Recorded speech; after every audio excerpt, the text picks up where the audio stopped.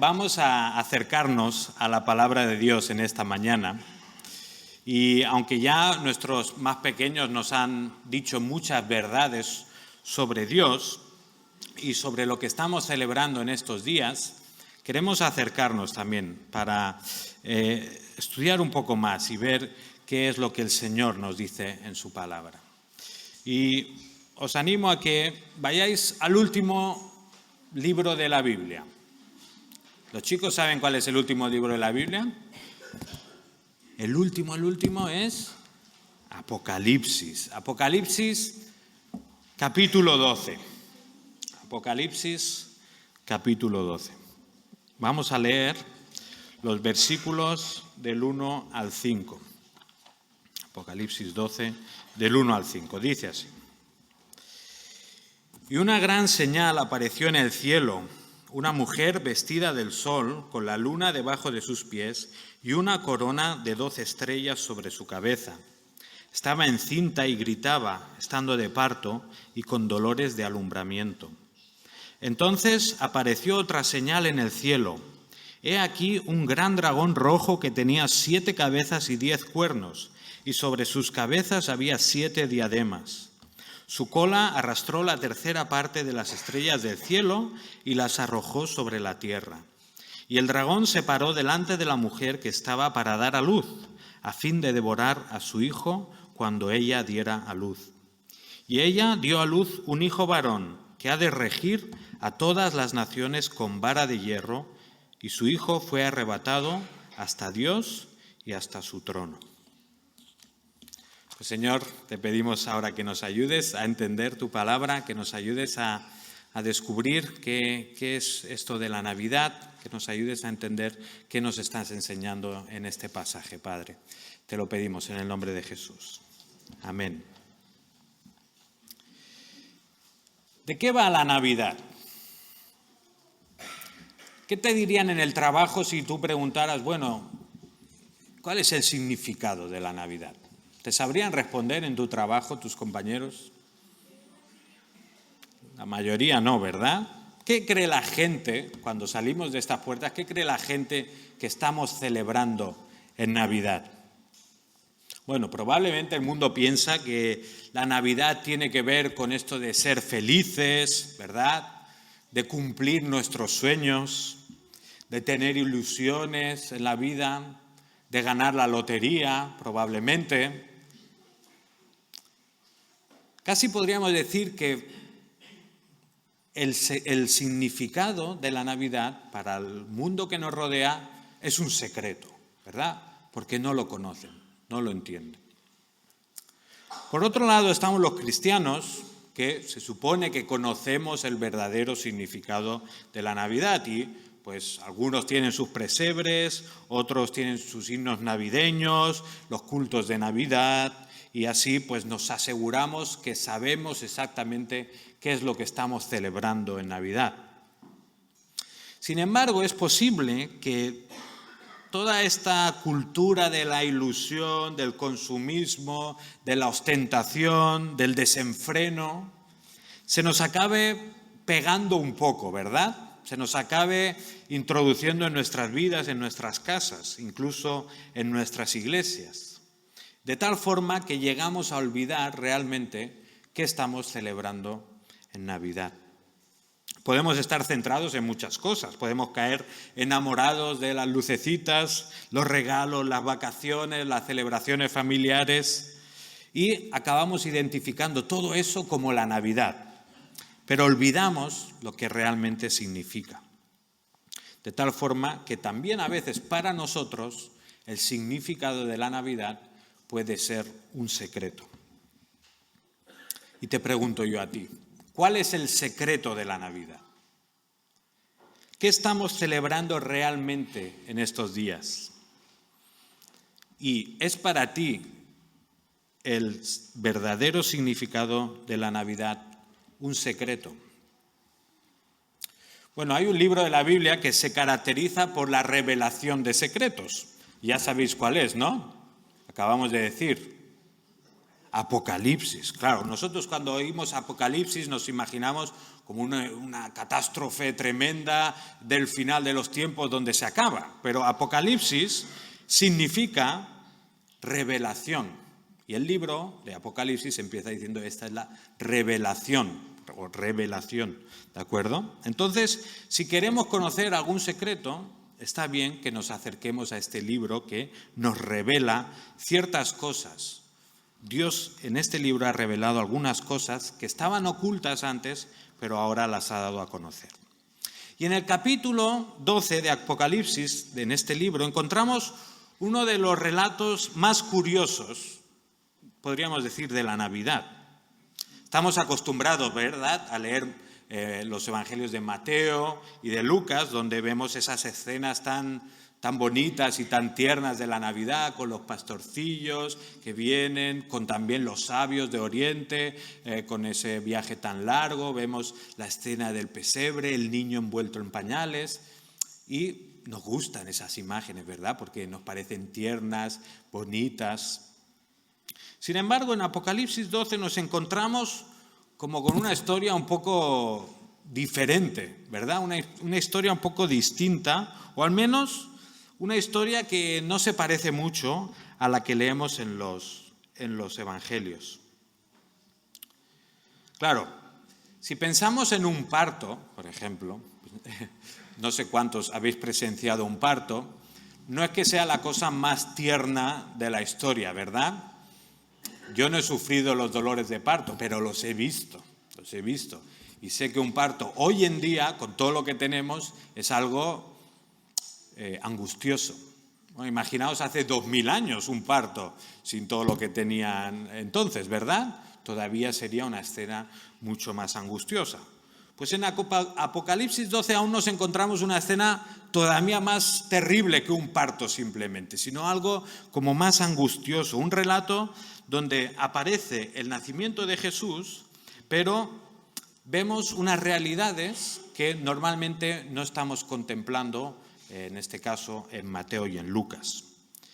El relato de Apocalipsis 12 es como estos documentales que hacen detrás de las escenas, ¿no? A veces podemos ver una película, pero luego vemos un reportaje de cómo pues, están grabando y qué es lo que está pasando detrás de las cámaras, ¿verdad? Pues Apocalipsis 12 es un poco eso. Estamos viendo qué está sucediendo, no solo en el plano terrenal, sino en el nacimiento de Jesús, qué está pasando a nivel, en un plano más espiritual. Así que vamos a ver qué ocurre en este plano espiritual. ¿Por qué he escogido este pasaje? Bueno, como sabéis, los domingos estamos estudiando Efesios, ya estamos llegando al final de todo, estamos en el capítulo 6 y llevamos semanas hablando sobre ¿el qué? Sobre la guerra espiritual, ¿verdad? Estamos diciendo que los creyentes, que la Iglesia, estamos sumergidos en una batalla espiritual que quizá no vemos con nuestros ojos, pero que no tenemos dudas que está sucediendo porque la palabra de Dios nos lo dice. No sabemos de memoria el texto, no tenemos lucha contra sangre y carne, sino contra principados, potestades, y huestes del mal, ¿verdad? Lo que el pasaje de hoy nos enseña es que el nacimiento de Jesús y su encarnación, su obra encarnada, tiene una relevancia crucial en esta guerra espiritual de la que nos habla la Biblia. Y lo que hoy vamos a ver son 3 escenas que nos ayudan a comprender mejor cuál es el secreto de la Navidad. Empezamos por la primera escena, versículo 1 del capítulo 12. Dice, y una gran señal apareció en el cielo, una mujer vestida del sol con la luna debajo de sus pies y una corona de 12 estrellas sobre su cabeza. Estaba encinta y gritaba, estando de parto y con dolores de alumbramiento. En esta primera escena se nos presenta una gran señal en el cielo. En este caso, una mujer vestida del sol, como con la luna en los pies, 12 estrellas en las cabezas. ¿Os podéis imaginar la escena? Es difícil, ¿no?, de imaginársela. Parece que sea una participante del Festival de Eurovisión, ¿no?, que hacen cosas así tan estrambóticas, ¿no? ¿Qué significan todos estos detalles? Bueno, como vais notando, Apocalipsis es un libro rico en imágenes, lenguaje metafórico, símbolos, y obviamente no vamos a entrar ahí a descifrar o intentar adivinar qué es cada detalle de estos, sino que lo que queremos es tener una perspectiva más general de lo que está pasando.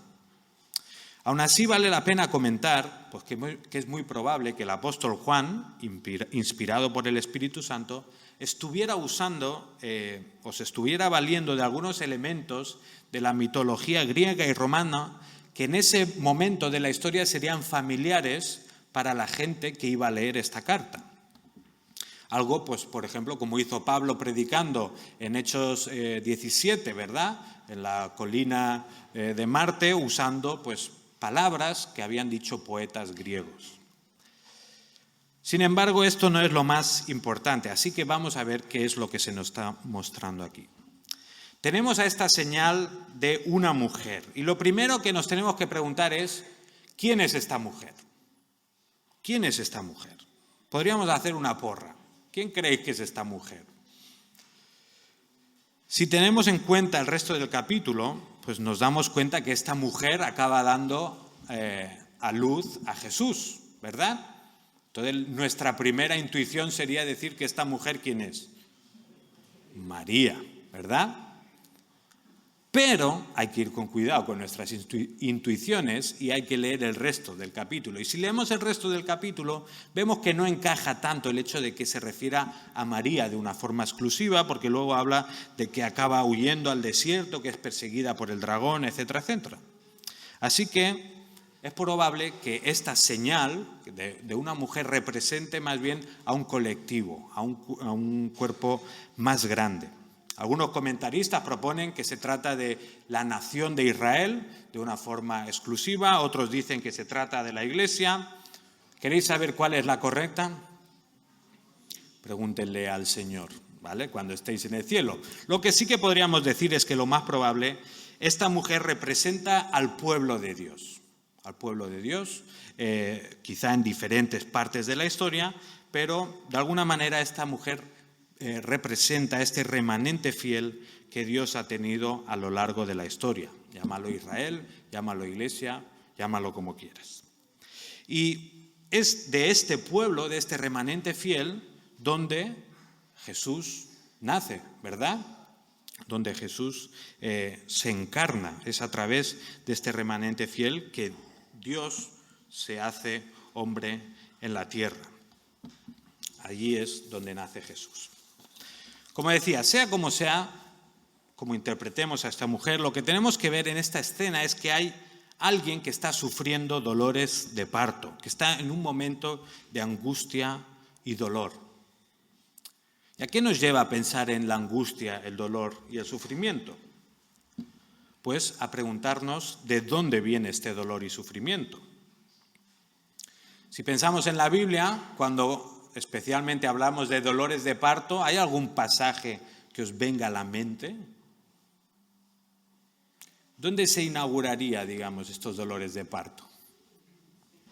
En Génesis, ¿verdad? Cuando tenemos que pensar en el origen de las cosas, tenemos que pensar en Génesis. Y aunque hoy en día, pues el tema de los nacimientos, el tema de la paternidad es algo muy tierno y muy bonito, cuando lo experimentamos en la realidad nos damos cuenta pues, que no todo es tan bonito como nos pensábamos, ¿no?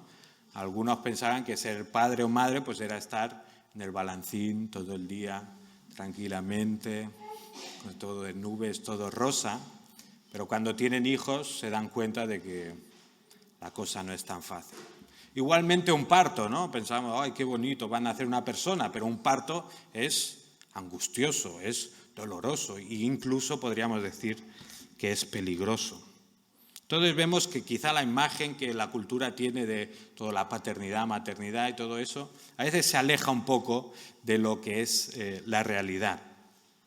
Y como decíamos, si hablamos de dolor en el alumbramiento, tenemos que ir a Génesis 3. Ahí es donde el ser humano cae en el pecado y maldice la creación de Dios. En Génesis 1:27 habíamos visto cómo Dios crea al ser humano a su imagen y semejanza. Dice así, creó pues Dios al hombre a imagen suya, a imagen de Dios lo creó, varón y hembra los creó. Y los bendijo Dios y les dijo: sed fecundos y multiplicaos y llenad la tierra. O sea, Dios había creado al ser humano a su imagen y semejanza, lo había creado en el entorno perfecto y encima los bendice y dice: multiplicaos, llenad la tierra. O sea, dentro del plan de Dios está que los seres humanos se reproduzcan y llenen la tierra. Hasta ahí todo bien, pero cuando el ser humano desobedece a Dios y peca, esta bendición que Dios le había concedido queda distorsionada por el pecado. Y en Génesis 3 leemos como por culpa del pecado del ser humano, esta bendición de multiplicarse iba a convertirse en algo doloroso.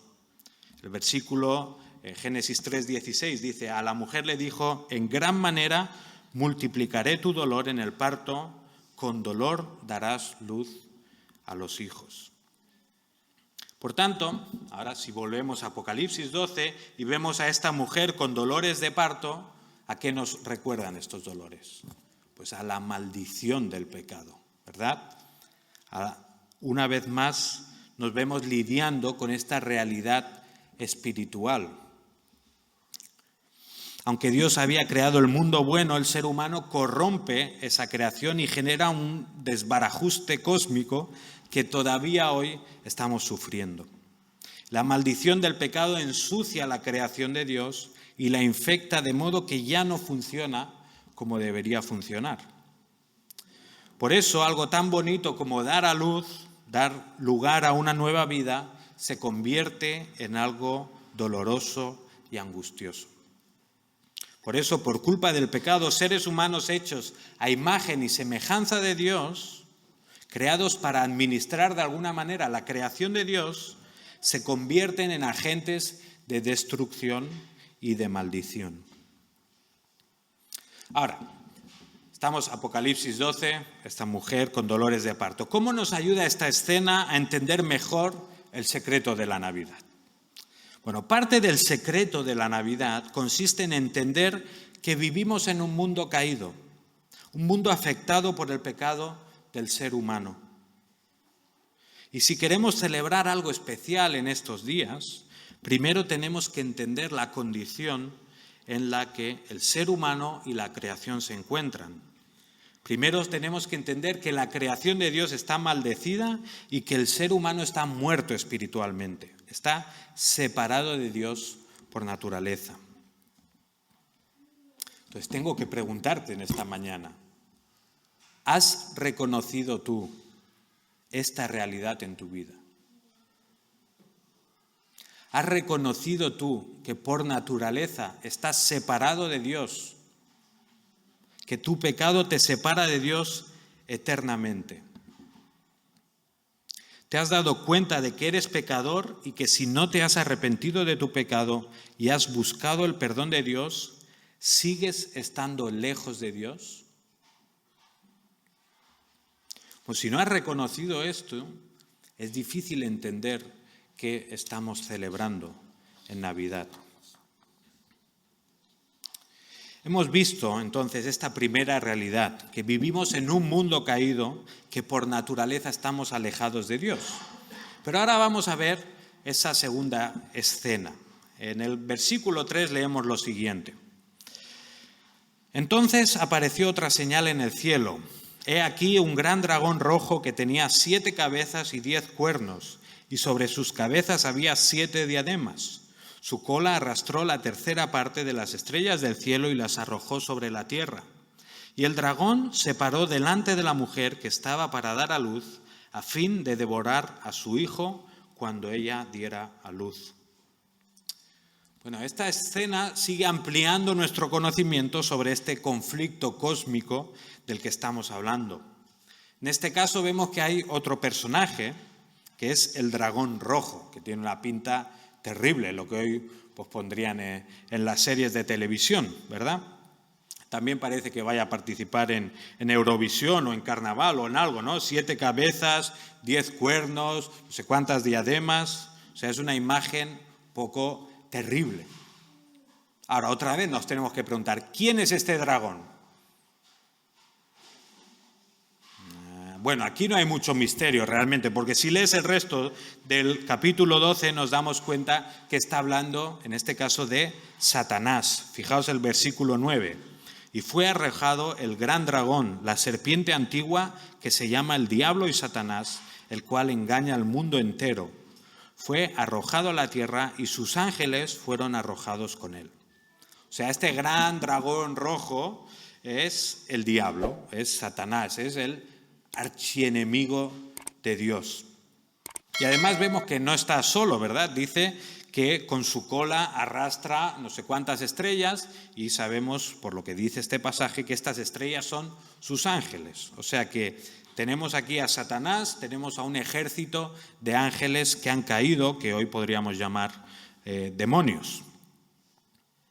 Sabemos por la Biblia, por algunas profecías, por algunos textos, que en algún momento de la historia Dios creó todo, ¿verdad? Entonces, Dios creó a Satanás. Satanás no es una fuerza igual a Dios, sino que Satanás es creación de Dios, es un ángel más. Tiene su poder, tiene sus historias, podríamos decir, pero no deja de ser en ningún momento creación de Dios. Entonces, a lo largo de la historia muchas veces se ha querido hablar de esta lucha, ¿verdad?, entre el bien y el mal, de cómo son dos fuerzas que se oponen y a veces gana una y a veces gana la otra, y toda la historia es esta batalla continua entre el bien y el mal. Pero esa visión de la historia peca de poner a las dos cosas al mismo nivel, ¿no? Como que están en batalla, a veces gana una, a veces gana otra. La Biblia no nos enseña en ningún momento eso. La Biblia nos enseña que Dios está por encima de todas las cosas. Todo lo que ocurre debajo de Dios está de alguna manera controlado por Él, pero en ningún momento está al mismo nivel que Dios. Así que vayamos con cuidado con algunas cosas que podemos pensar, que podemos decir. Vayamos con cuidado también pues, con algunos signos o símbolos que se usan hoy en día también. ¿Sabéis el tema del yin y el yang, verdad? Esta bola como blanca y negra, pero dice como que en lo bueno hay un poco de malo, en lo malo hay un poco de bueno. Bueno, todos estos son cosas que nosotros no tenemos nada que ver con ello. La Biblia no nos deja pensar de esta manera. Lo importante de esta escena que estamos contemplando no es tanto entender la identidad del dragón rojo, sino entender la intención que tenía este dragón rojo. Y lo que vemos es que este dragón está parado delante de la mujer que está de parto y tiene la intención de ¿qué? De asistirle en el parto y de facilitárselo. ¿Qué quiere hacer? A ver si habían estado atentos. Quiere devorar al hijo, ¿verdad? Devorar al hijo, destruir al Mesías, destruir a Jesús. Ahora, ¿por qué lo quiere hacer? Vemos que este dragón rojo tiene como, no sé, 10 cabezas o 7 diademas, o sea que vendrían a ser como una especie de coronas. Y lo que vemos en este dragón rojo, lo que vemos en Satanás a lo largo de toda la historia de la Biblia es que tiene un anhelo ¿de qué? De protagonismo. Tiene el anhelo de ponerse en el lugar de Dios. Quiere recibir la adoración de la gente, quiere que estén pendientes de él, quiere gobernar y dominar el mundo. Pero Satanás sabe que él no puede ser Dios. Por muy perdido que esté, él sabe que es una creación de Dios, que en ningún momento va a ponerse a su nivel. Pero aún así, lo que pretende es destruir los propósitos o impedir los propósitos de Dios. Satanás también sabe algo. Satanás había sido maldecido por Dios también en Génesis 3, ¿verdad? En esa primera promesa muy rudimentaria, podríamos decir, en Génesis 3:15, vemos como Dios anuncia una cosa que ocurrirá en el futuro. Dice, y pondré enemistad entre ti y la mujer, entre tu simiente y su simiente, él te herirá en la cabeza y tú lo herirás en el calcañar. O sea, tenemos que Satanás sabe, desde que el hombre cae, que va a venir un día donde él va a ser derrotado, donde se le va a aplastar la cabeza, donde él va, de alguna manera, a ser destruido. Y lo que quiere Satanás es evitar eso, ¿verdad?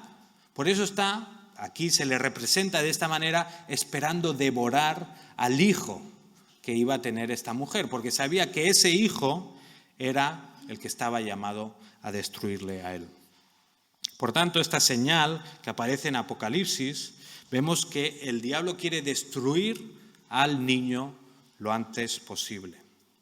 Y no hace falta pensar mucho para darnos cuenta de cómo lo intentó hacer en la primera Navidad o en la Navidad original, ¿verdad? ¿Recordáis alguna de las cosas que ocurrieron cuando Jesús nació? ¿Qué hizo el rey Herodes? Pues quiso cargarse al Hijo de Dios, quiso matar a Jesús. En Mateo 2,16 leemos: entonces Herodes, al verse burlado por los magos, se enfureció en gran manera y mandó matar a todos los niños que habían en Belén y en todos sus alrededores de 2 años para abajo, según el tiempo que había averiguado de los magos. Pues ¿quién era Herodes? En cierto sentido, Herodes no era sino un títere en las manos de Satanás, movido por el mismo miedo a que uno pudiera reinar en su lugar. Igualmente, durante el resto de la vida de Jesús, vemos cómo su vida corre peligro en varias ocasiones, lo que nos muestra que Satanás estuvo intentando entorpecer y destruir los propósitos de Dios. Y como decíamos, esta escena en Apocalipsis 12 nos ayuda a ampliar miras con respecto a este conflicto espiritual que se está desarrollando a lo largo de la historia y nos permite ver cómo este conflicto tiene en su raíz una batalla por la adoración del ser humano. Satanás desea ser adorado, reconocido, admirado, desea gobernar en el universo, desea el lugar de Dios y está dispuesto a hacer lo que haga falta para conseguirlo. Pero como decíamos, él ya sabe que no puede conseguirlo. Por tanto, su objetivo ahora es que la gente no adore a Dios, que la gente no cumpla el propósito por el cual han sido creados, que es el de adorar a Dios. Ahora, ¿qué es lo que Satanás principalmente usa para que el ser humano no cumpla su propósito, para que el ser humano esté alejado de Dios? ¿A qué se aferra Satanás? Hoy estoy haciendo preguntas difíciles, lo reconozco, y tengo que decir que me he arrepentido varias veces esta semana de haber escogido este texto, pero el Señor nos habla también a través de textos un poco más difíciles. Decíamos, ¿qué es lo que Satanás usa principalmente para mantenernos alejados de Dios? El pecado, ya lo digo yo, no os preocupéis, el pecado. A eso se aferra Satanás para mantenernos lejos de la presencia de Dios. ¿Cuál es uno de los nombres de Satanás, especialmente en el Antiguo Testamento? A ver. Lucifer, engañador, falsificador. Bueno, hay uno más concreto que es el acusador. Satanás se le llama el acusador. ¿Por qué? Porque está en presencia de Dios, recordándole a Dios por qué nosotros no podemos estar con Él. Diciéndole, son pecadores, tú eres justo, ellos son injustos, no puede haber relación, ¿verdad? Entonces Satanás, su trabajo, se lo ha tomado como que él es el fiscal y él tiene que estar acusando a los hombres y recordándole a Dios que no puede haber relación entre Dios y los hombres. ¿Para qué? Pues para mantenernos alejados de Él, para que el ser humano no cumpla con el propósito para el cual ha sido creado. Entonces, por este motivo le vemos aquí en Apocalipsis 12 representado como ese que quiere destruir al Hijo, a Jesús, porque sabe que Jesús es el único que puede lidiar con nuestro pecado y con nuestra culpa delante de Dios. Ahora, ¿te has planteado alguna vez que el objetivo de Satanás consiste en que tú personalmente no adores a Dios? ¿Que tú no cumplas el objetivo para el cual has sido creado? Si no eres seguidor de Jesús, Satanás va a hacer todo lo posible para que nunca lo seas. Si no te has comprometido con Jesús, si no has decidido seguirle en tu vida, Satanás va a hacer todo lo posible para mantenerte de esa forma. Y te va a dar comodidades, te va a dar cosas buenas, te va a dar lo que sea para mantenerte distraído y que no puedas ver tu necesidad espiritual. Ahora, si eres seguidor de Jesús, si realmente has entregado tu vida a Jesús, Satanás ya no puede usar tu pecado para separarte eternamente de Dios. Lo que Satanás va a intentar hacer es tratar de que tu adoración a Dios sea lo más pobre posible. Él va a intentar que no leas la Biblia, que no conozcas más a Dios, que no le sirvas de ninguna manera. Satanás va a intentar distraerte con 1.000.000 de cosas para que no vivas tu vida centrada en Dios. Va a usar tu familia, va a usar el dinero, va a tratar de que estés preocupado por tu reputación y qué dirán los demás, va a recordarte tu pecado para que te sientas mal y te alejes de Dios, va a provocar que busques el éxito terrenal aquí para que te olvides de las cuestiones eternas, va a usar tu móvil, tus amigos, lo que haga falta para que no adores a Dios, para que estés distraído. Te tengo que preguntar entonces en esta mañana, ¿está Satanás consiguiendo su objetivo en tu vida? Si no te has reconciliado con Dios, lo está consiguiendo. Pero si aunque te has convertido, vives una vida espiritual pobre, no lees la Biblia, no oras, no disfrutas de la compañía de otros creyentes, no predicas el Evangelio, si esto ocurre en tu vida, Satanás está consiguiendo su objetivo contigo. Estamos hablando del secreto de la Navidad y el secreto de la Navidad consiste no solo en entender que vivimos en un mundo caído y que nuestro pecado nos separa de Dios, sino también es saber que hay un enemigo que quiere entorpecer los planes de Dios, que se opone a su voluntad y que quiere destruirte a ti y destruir la obra de Dios. Vamos a la última escena. Escena número 3, versículo 5. Dice así: Y ella dio a luz un hijo varón, que ha de regir a todas las naciones con vara de hierro, y su hijo fue arrebatado hasta Dios y hasta su trono. Por fin llegamos al nacimiento de Jesús, aquello que estamos recordando en estos días navideños. Y hay pocas dudas realmente de que este niño al que se refiere Juan es Jesús, que es el Mesías prometido desde el principio de los tiempos. La frase que habla de esta vara de hierro con la que ha de regir a todas las naciones nos transporta al Salmo número 2, un salmo mesiánico, un salmo que habla del Mesías y que describe al Mesías de Dios como alguien contra el cual las naciones se juntan y tratan de destruir, tal y como vemos en Apocalipsis 12 y en otros pasajes. Y por supuesto hay muchos más detalles en el Salmo número 2, pero no nos vamos a parar allí. Lo que tenemos claro es que no hay dudas en cuanto a la identidad de este hijo varón. Él es Jesús. Lo curioso de este pasaje es el tremendo resumen que se hace de la obra del Hijo. ¿Habéis visto? Dice que el Hijo, pues dice que nace, ha de regir a todas las naciones con vara de hierro, y su Hijo fue arrebatado hasta Dios y hasta su trono.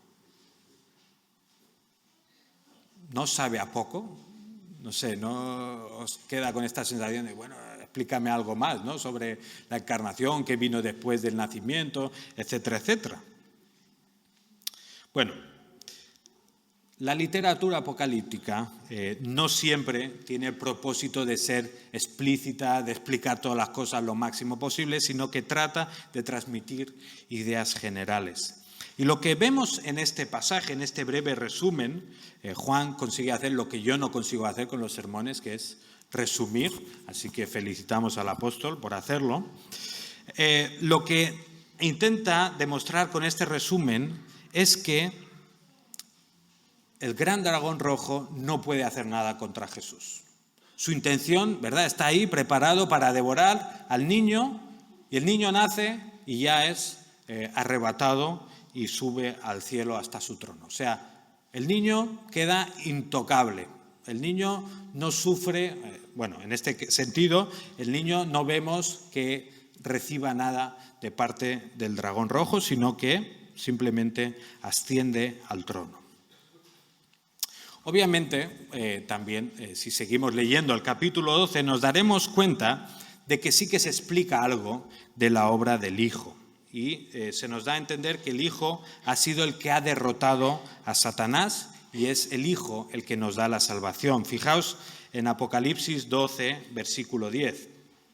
Dice así: y oí una gran voz en el cielo que decía: ahora ha venido la salvación, el poder y el reino de nuestro Dios y la autoridad de su Cristo, porque el acusador de nuestros hermanos, el que los acusa delante de nuestro Dios día y noche, ha sido arrojado.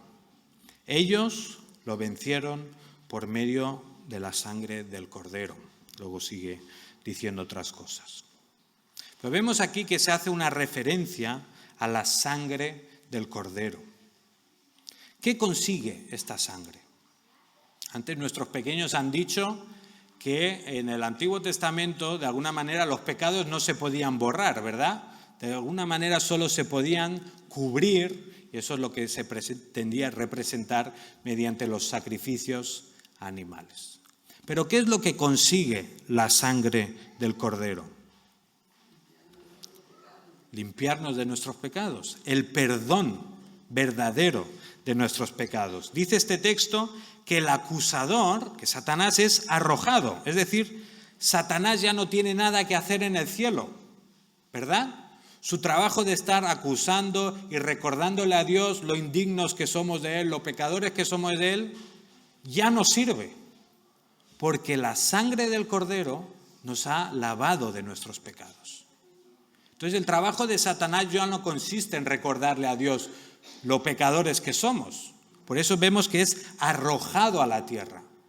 En los cielos ya no tiene nada que hacer. Ahora está en la tierra, pues intentando entorpecer, destruir, intentando que nosotros no adoremos de la forma que Dios se merece. Pero Satanás ya no tiene nada que hacer en el cielo. Lo único que nos separaba de Dios ya ha sido solucionado. Pablo, en Colosenses 2, nos explica muy bien cómo la cruz y la sangre de Jesús desarman a Satanás y a los poderes del mal. Fijaos, Colosenses 2, 13, 15.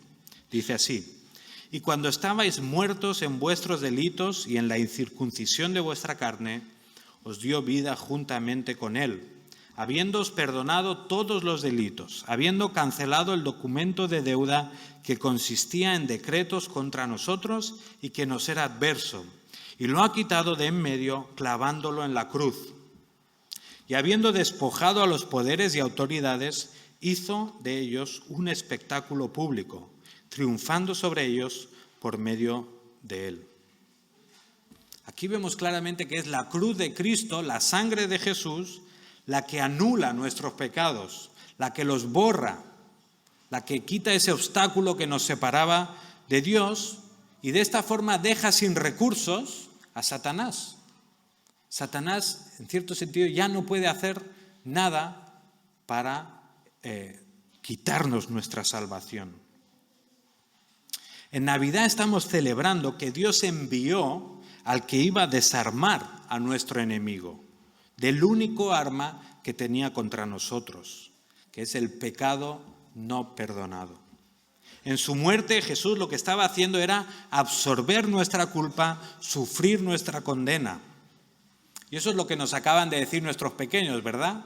Isaías 53, 5 y 6, ¿lo sabemos de memoria también? Mas él fue herido por nuestras transgresiones, molido por nuestras iniquidades. El castigo por nuestra paz cayó sobre él y por sus heridas hemos sido sanados. Todos nosotros nos descarriamos como ovejas, nos apartamos cada cual por su camino, pero el Señor hizo que cayera sobre él la iniquidad de todos nosotros. En la cruz, Jesús se queda con nuestro pecado y desarma por completo al que nos podía acusar legítimamente delante de Dios. Sin embargo, por la muerte de Jesús, tú y yo podemos ser libres de nuestra condena y podemos disfrutar de ser hijos de Dios para siempre. ¿Qué dice Romanos 8:1?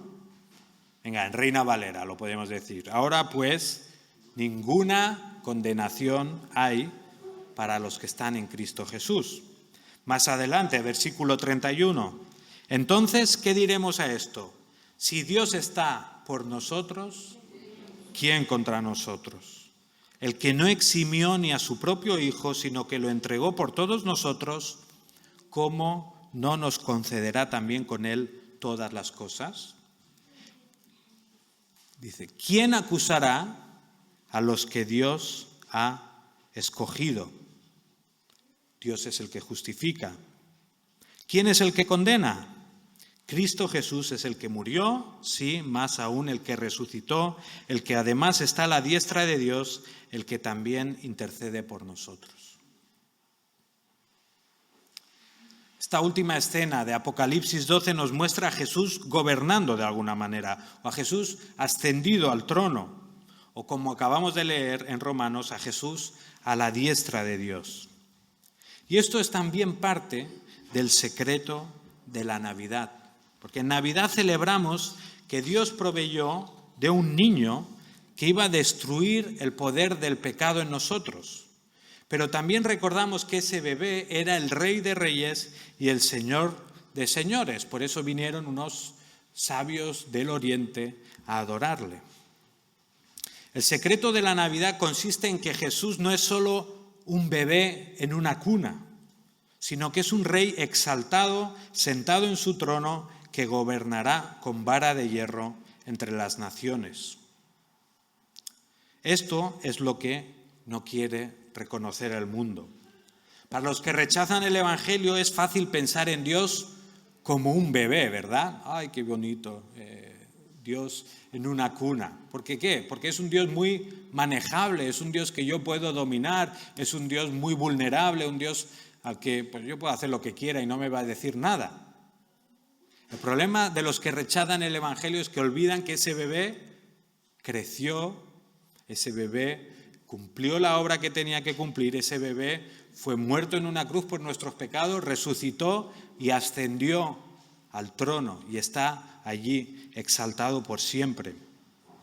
Por lo tanto, el Dios al que adoramos, Jesús, no es un Dios inofensivo, sino que, como dice este pasaje, Él es el que gobernará con vara de hierro a las naciones. Él es el que gobernará por toda la eternidad con justicia y con equidad. Y el Jesucito, al que muchos les gusta cantar en las fiestas, ya no es un bebé inofensivo y vulnerable, sino que ahora es el Rey del universo y el que quiere ser también el Rey de tu vida. Exacto, muy bien. Ese es el resumen. Muy bien, Agustina. La pregunta que te tienes que hacer esta mañana ¿es realmente Jesús el Rey de mi vida? ¿Realmente he dejado que Jesús se siente en el trono de mi corazón y estoy dejando que gobierne mi vida? Porque si no lo he hecho, si no hemos hecho esto, todo esto de celebrar la Navidad, cantar canciones, realmente no tiene ningún sentido para ti. Más bien, quizá podríamos decir que es pura hipocresía. Por el contrario, si realmente has cedido el control de tu vida al Señor Jesús, entonces puedes celebrar la Navidad legítimamente. Puedes recordar que Dios no abandonó a su pueblo y lo dejó indefenso ante este gran dragón, ante Satanás, el acusador, sino que Dios envió a su Hijo Jesús a desarmar a este gran enemigo y abrirnos el camino a Dios que nuestro pecado había cerrado. El secreto de la Navidad, por tanto, es que ese bebé que recordamos envuelto en pañales vino a este mundo no simplemente a tener una experiencia humana para empatizar con nosotros, sino que ese bebé vino a luchar contra el enemigo más grande que podíamos imaginar. Jesús vino a este mundo para luchar en esta guerra espiritual en nuestro lugar, para vencer a Satanás, para destruir la muerte y darnos la vida eterna. Y Jesús se hizo como uno de nosotros para vencer por nosotros, para luchar desde nuestra condición y derrotar a aquel que nos podía acusar legítimamente delante de Dios. Por última vez te pregunto, ¿has entregado ya tu vida a Cristo? ¿Te has arrepentido genuinamente de tus pecados y has pedido perdón a Dios por ellos? Bueno, si lo haces, vas a encontrar un Dios con los brazos abiertos, un Dios que te ama y un Dios que lo ha entregado todo por salvarte.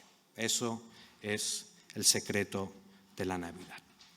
Pues vamos a orar, hermanos, vamos a libremente, si quieres responder al Señor en oración, hazlo en este momento, no hace falta que sean oraciones largas, pero respóndele al Señor. Y también piensa si realmente has entregado tu vida a Cristo.